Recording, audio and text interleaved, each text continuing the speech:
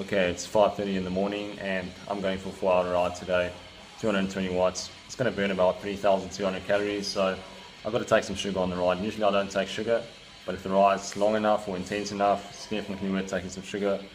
Here I've got about half a bottle of sugar. This is about 1,000 calories, 250 grams. Let's rock and roll. Natty Nitro, the holy Natty Nitro. Sugar is power.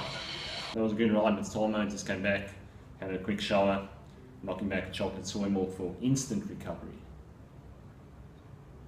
Lunchtime is the vegetarian abalone from 7-Eleven mixed with some spaghetti and a bit of soy sauce for extra flavour.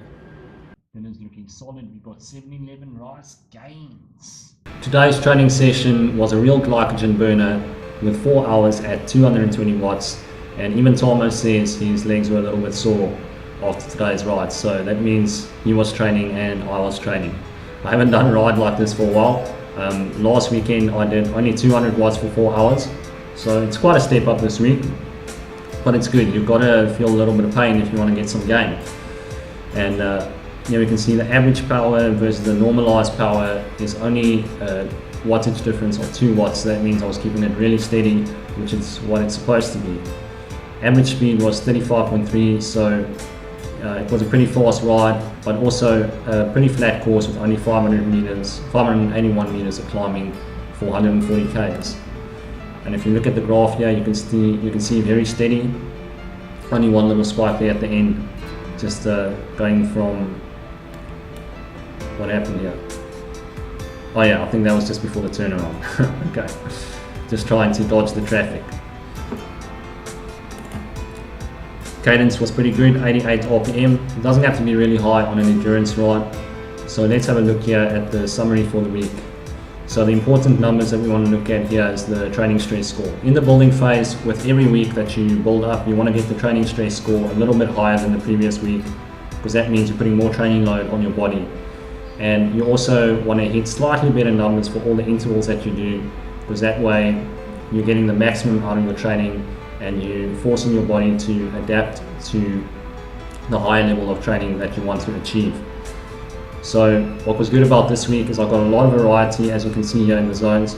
The goal for most training weeks is to get at least 40% of your training time in the endurance zone, which is exactly what I did. 46% of training time in zone 2, and you can see here that I got 14% of my training time in zone 4 and above. So it was a great week this week, lots of variety, which is exactly how racing is. You're not just going to be riding 1 or 2 different paces, you're going to be riding all over the place in terms of your zones. So you want to try and simulate that in training. You want to simulate in training what you're going to race. This is the most important thing. You want to simulate in training what you're going to race. Other than that, there's not much to talk about. I like to keep my training very simple. This is my philosophy. The simpler the better, because if you've got too many metrics, you're just going to go into analysis paralysis. So the simpler the better. And I just like the old school approach of just going fucking hard and more fucking hard, and that's how you get the best results.